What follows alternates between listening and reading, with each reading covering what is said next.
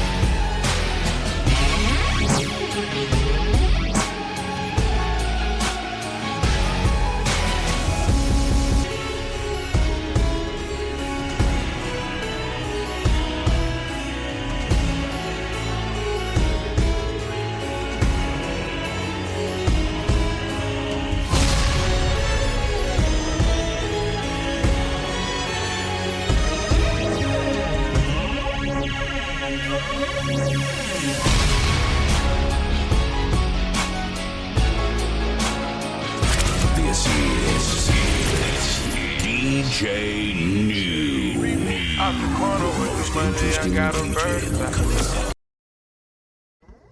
Weddings.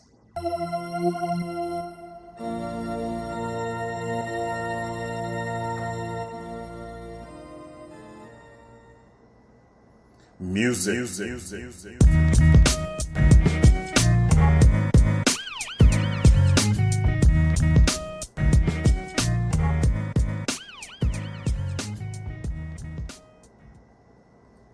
And wine.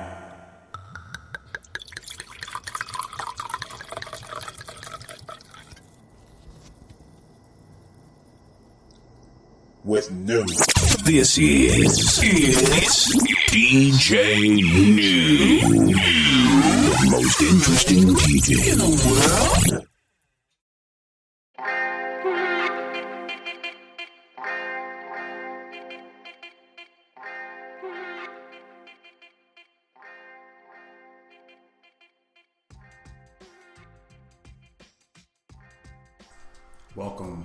Welcome in. It's your head of the table and head of this podcast. Welcome to Weddings, Music, and Wine with New. Live streaming on Spreaker.com. Available later on all major streaming services, including iHeartRadio, Spotify, Podcast Addict, Podchaser, Jail Saving, the largest Indian streaming service in the world. Sponsored in part by The Den ENT, because you can find everything you need in The Den.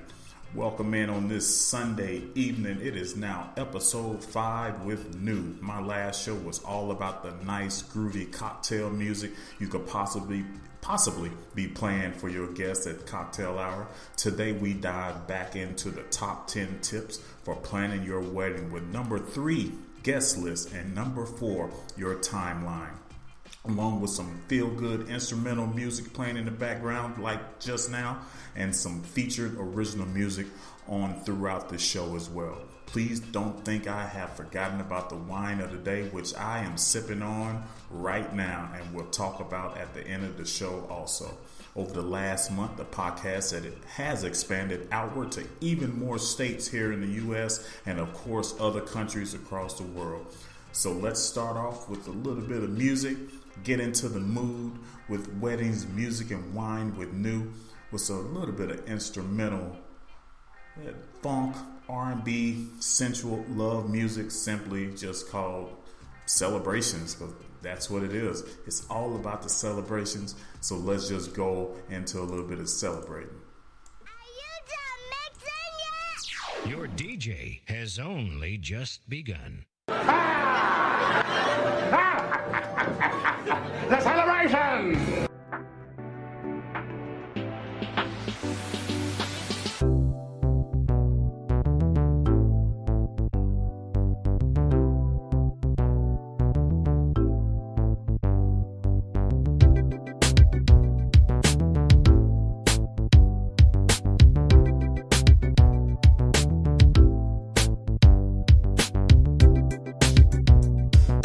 This is DJ New, the most interesting DJ in the world.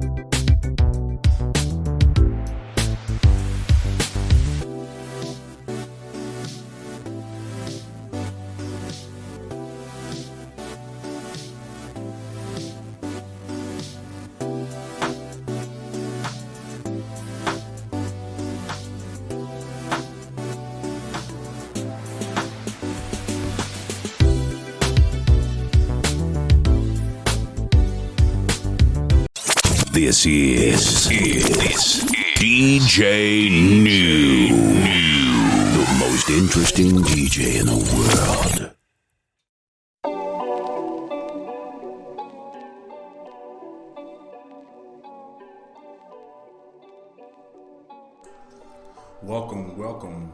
Welcome back. Now, this is Weddings, Music, and Wine with New. We are live streaming on Spreaker.com, also available later on all major streaming services as well, along with iHeartRadio, Spotify, Podcast Addict, Podchaser, Deezer, JioSaven, and Google Podcast. Sponsored in part by The Den, ENT, because you can find everything you need in The Den. Hope you like the warm-up song of the day. A little bit of funk, a little R&B in there, sensual love music, just simply called Celebrations. Now it's the wedding part of the show with number 3 and a number 4 of my top 10 wedding tips for planning your day. Let's be honest. Figuring out how to put together a wedding guest list that makes everyone happy can get more political than the actual presidency itself. But it doesn't have to be that way. In fact, making a list that works for you and your partner should be simple. Write down everyone who you want to be with on your wedding day and disregard the rest. Sounds easy, right? Nah, but somehow in practice, things are never quite this straightforward. Fear not, newly engaged listeners, I am here to help. Here's everything you need to know about building your wedding guest list from start to finish, including who to invite and who to say, sorry, you're not invited. How to make a wedding guest list in 7 easy steps. These are my 7 easy steps. First, number 1. Write a list of everyone you even consider inviting. Sometimes they have to go big. Sometimes you have to go big to get smaller. Sit down with your partner and compile a list of every single person who you would invite to your wedding. If money and space were infinite, spreadsheet, pen, and paper, however it makes sense to you most. Start with immediate family and really close friends and work outwards, including colleagues, schoolmates, and distant relatives down to fair weather acquaintances. Their partners, children, the lot, all of them. This is your master list, but now it's time to start trimming it down. And trimming it down. We're going to be trimming down a little bit of background music as well. Number 2, separate out your top tier guests. Call them whatever you want to. The A-list, the non-negotiables, the must-haves, however you shape it. The message is the same. You simply wouldn't get married without these people there. You know who they are. Highlight them somehow and know that no matter how the list goes from here, they stay very firmly on it. No exceptions. Everyone else gets an invite if space and budget allows. And don't be afraid to allocate some, as evening guests only as well. Number 3, work out how many guests you can realistically afford. Deciding on a venue and a guest list go hand in hand. You can't fully figure out the latter if the vision for the former isn't set. Even if you don't have an exact location locked down, you probably know what kind of day you want. Will you be at a big country house, a cozy barn, on the beach, a beautiful venue out in the woods, wherever? How many people can your dream setting feasibly hold? Can your budget stretch to that many? If you're having an intimate ceremony or a destination wedding, maybe the answer to that question is just the A-list, and that's okay. It's your day, your choice. Where possible, start mentioning to those who might think they've gotten an invite that your wedding will be a very small one as early as possible, before their expectations get out of hand. Try not to feel guilty. Remember that every guest is an extra chair, dinner, slice of cake, and favor that you'll probably have to pay for anyway. To soften the blow, you could arrange a more relaxed dinner or a low-key party after the main event so that everyone who wants to celebrate with you gets the chance. If you haven't had enough of wedding planning yet, because, man, it could be crazy. Number 4, consider your parents' input.